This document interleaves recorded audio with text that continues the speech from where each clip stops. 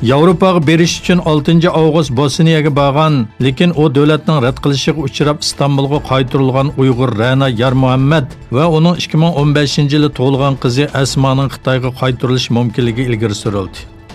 1985-yili tug'ilgan Ra'na Yarmuhammad aerodromga chiqqandan keyin o'zining Xitoyga qaytarilganligini aytib, yig'lab turib bir video e'lon qildi. O Türkiye amaldorlari hozir bizni Xitoyga qaytarmoqchi bo'lyapti.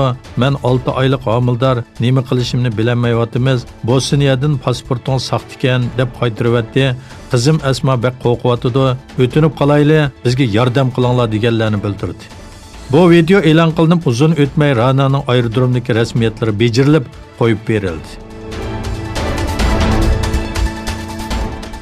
Xitoy Davlat İşleri Ministerligi Hong Kong va Makao ishları ishxonasining boshlig'i Jiang Xiaoming Hong Kongning 1997-yili Xitoyga qaytarilib berilgandan buyongi eng jiddiy va eng nachar bir krizga duch kelganligini aytdi.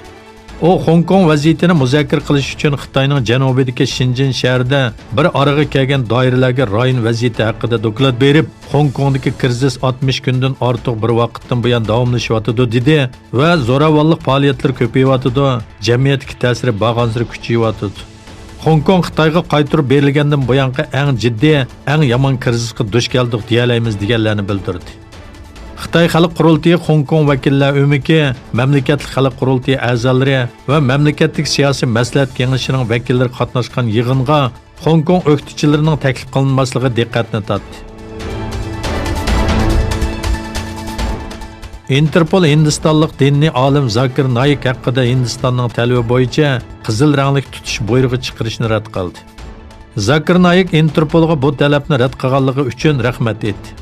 Hindiston hukumatining terrorlikqa va zo'ravonlikqa qarshi da'vatlari bilan tonilgan islom olimi Zakir Naik haqida tutish buyrug'i chiqarish uchun xalqaro jinoiy ishlar soqchi tashkiloti, ya'ni Interpolga qizil ranglik uqtirish chiqarishni talab qilgan iltimosi rad qilindi. Interpol Hindistonning Zakir Naik haqida 3 qitim qizil ranglik uqtirish chiqarishni talab qilganligini, lekin yetarli dalil isbot bo'lmaganligi uchun buningga ruxsat qilinmaganligini bildirdi. Sodiq Qirg'iziston prezidenti Almazbek Atambayevni qo'lga olish uchun jamoat xavfsizlik xodimlari uning uyiga besib kirdi. Sobiq prezident Atambayev soqchilar tomonidan elib berilgan harakatda qo'lga olindi.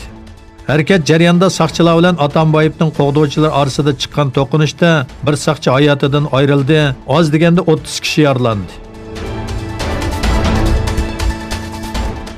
Amerika Tashqi ishlar ministrligi Koreyaga $800 million qurol setib berishni tasdiqladi. Amerika Mudofaa ministrligi qarmog'idagi Mudofaa bexatarlik hamkorlik organi tomonidan e'lon qilingan bayonotda 12 dona MR-60R tipli ko'p xillik qo'llanishchan tikuchar va aslahalarni setib olish talabining tasdiqlanganligi bildirildi. Shuni bilan birga Koreyaning yana 13 dona harbiy radar, 25 dona T-700GE tikuchar motori, 1000 dona suvosti paraxoti izlash sistemasi, turli aloqa uskunalari va zapas asboblarini setib olish taklifiga tasdiq berilganligi bildirildi.